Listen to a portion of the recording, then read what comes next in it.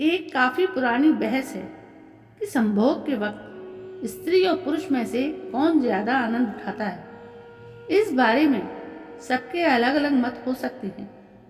हिंदुओं के प्रसिद्ध ग्रंथ महाभारत और ग्रीक के ग्रंथ में इन प्रश्नों का जवाब देती हैं दो कथाएं, और आश्चर्यजनक रूप से दोनों पौराणिक कथाओं का निष्कर्ष एक ही है। आज इस लेख में हम आपको वो दो कथाएं बताएंगे। एक बार युधिष्ठिर अपने पितामह भीष्म के पास गए और बोले, हे तातश्री, क्या आप मेरी एक दुविधा सुलझाएंगे? क्या आप मुझे सच सच बताएंगे कि स्त्री या पुरुष दोनों में से वो कौन है जो संभोग के समय ज़्यादा आनंद को प्राप्त करता है? भीष्म बोले, इस संबंध में तुम्हें भंगस्वाना और सकरा की कथा सुनाता हूँ, जिससे तुम्हारे सवाल का जवाब भी मिल जाएगा। बहुत समय पहले भंगस्वाना नाम का एक राजा हुआ करता था। वह न्यायप्रिय और बहुत यशस्वी था, लेकिन उसके कोई पुत्र नहीं था। एक बालक की इच्छा में उस राजा ने एक अनुष्ठान किया जिसका नाम अग्निशुष्टा था, क्योंकि इस हवन में केवल अग्नि भगवान का आदर हुआ था। इसलिए देवराज इंद्र काफी क्रोधित हो गए। इंद्र अपने गुस्से को निकालने के लिए एक मौका ढूंढने लगे ताकि राजा भंगस्वाना से कोई गलती हो और वह उसे दंड दे सके। पर भंगस्वाना इतना अच्छा राजा था कि इंद्र को कोई मौका नहीं मिल रहा था, जिस कारण से इंद्र का गुस्सा और बढ़ता जा रहा था। एक दिन राजा शिकार पर निकला। इंद्र ने सोचा ये सही समय है और अपने अपमान का बदला लेने का, और इंद्र ने राजा को सम्मोहित कर दिया। राजा भंगस्वाना जंगल में इधर उधर भटकने लगा। अपनी सम्मोहित हालत में वह सब सुध-बुध खो बैठा। ना उसे दिशाएं समझ आ रही थी और ना ही अपने सैनिक दिखाई दे रहे थे। भूख प्यास ने उसे और भी व्याकुल कर दिया था। अचानक उसे एक छोटी सी नदी दिखाई दी जो किसी जादू सी सुंदर लग रही थी। राजा उस नदी की तरफ बढ़ा और पहले उसने अपने घोड़े को पानी पिलाया, फिर खुद पिया। जैसे ही राजा ने नदी के अंदर प्रवेश किया, पानी पिया, उसने देखा कि वह बदल रहा है।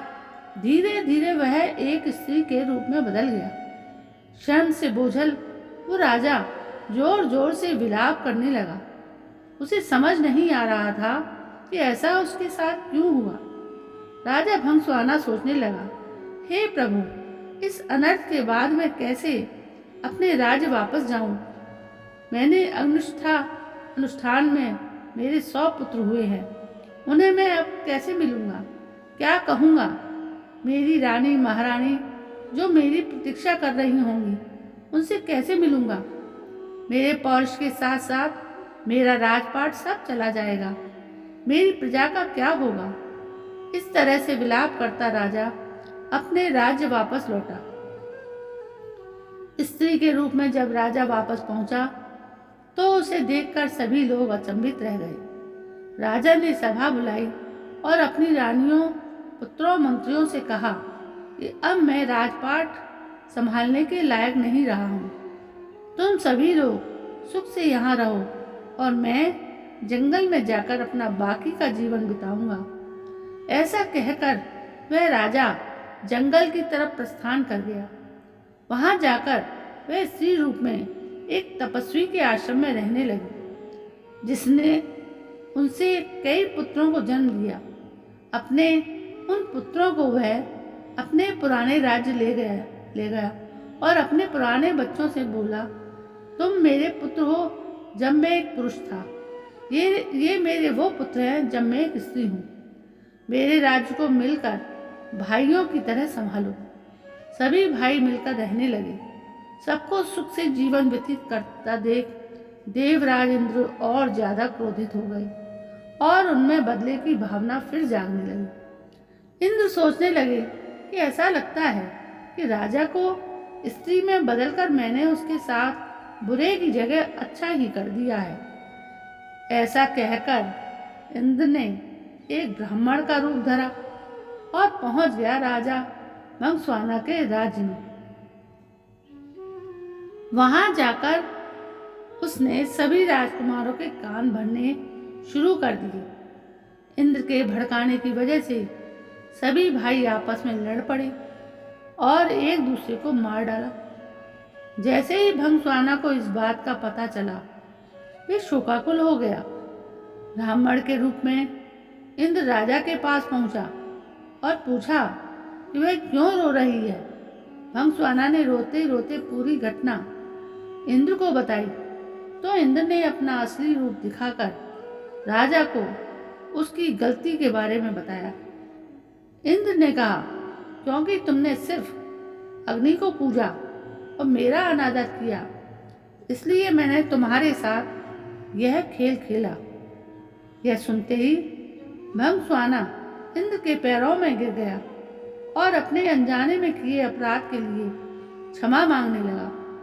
राजा की ऐसी दयनीय दशा देखकर इंद्र को भी दया आ गई।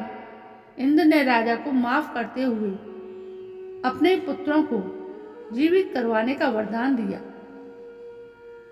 इंद्र बोले, हे स्त्री रूपी राजन, अपने बच्चों में से किन्हीं एक को जीवित कर लो। भंसवाना ने इंद्र से कहा, अगर ऐसी ही बात है तो मेरे उन पुत्रों को जीवित कर दो जिन्हें मैंने स्त्री की तरह पैदा किया है।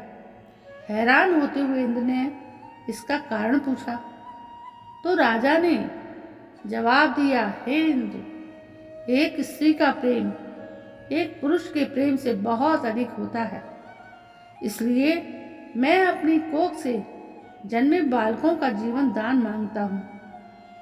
भीष्म ने इस कथा को आगे बढ़ाते हुए युधिष्ठिर को कहा कि इंद्र यह सब सुनकर प्रसन्न हो गए और उन्होंने राजा के सभी पुत्रों को जीवित कर दिया। इसके बाद इंद्र ने राजा को दोबारा पुरुष रूप देने की बात की। इंद्र बोले, तुमसे खुश होकर हे भंसवाना, मैं तुम्हें वापस पुरुष बनाना चाहता हूँ। पर राजा ने साफ मना कर दिया और कहा कि मैं इसी रूप में खुश हूँ और स्त्री ही रहना चाहता हूँ। यह सुनकर इंद्र उत्सुक हो गए और पूछ बैठे कि ऐसा क्यों। राजन बोले, क्या तुम वापस पुरुष बनकर अपना राजपाट नहीं संभालना चाहते? भंसवाना बोला, क्योंकि संभोग के समय स्त्री को पुरुष से ज्यादा आनंद, तृप्ति और सुख मिलता है, इसलिए मैं स्त्री ही रहना चाहता हूँ। इंद्र ने तथास्तु कहा और वहां से प्रस्थान किया। भीष्म बोले, हे युधिष्ठिर, यह बात स्पष्ट है कि स्त्री को संबंधों के समय पुरुष से ज्यादा सुख मिलता है। ऐसी ही एक कहानी का वर्णन ग्रीक धर्म ग्रंथों में भी है। तिरेसियास नाम का एक राजा अपने युवा दिनों में एक बार जंगल में शिकार करने गया। वहां उसने 2 सांपों को संभोग करते हुए लिपटे हुए देखा। तिरेसियास को न जाने क्या सूझा, उसने अपने सिपाहियों की मदद से उन विशाल सांपों को अलग करवा दिया। ऐसा करवाते ही उन्हें श्राप मिला कि उनका पौरुष चला जाएगा और वह एक महिला में तब्दील हो गया। उन सांपों का क्या हुआ, इस बारे में कुछ पता नहीं है। कई साल बाद तिरेसियास अपने स्त्री रूप में दोबारा उसी जंगल से गुजरा। अपनी नफरत के चलते उसने अपने सिपाहियों की मदद से दोबारा एक सांप के जोड़े को अलग अलग कर दिया, पर इस बार ऐसा करते ही वह पुरुष बन गया। अब वह अपनी तरह का एक ऐसा अकेला व्यक्ति था जिसने स्त्री और पुरुष दोनों का जीवन जिया था। उसी समय ग्रीक भगवान जियूस में और उनकी पत्नी हीरा में विवाद चल रहा था कि संबंध कौन ज़्यादा एंजॉय करता है। स्त्री या पुरुष। उन्होंने त्रियसियास को बुलाया।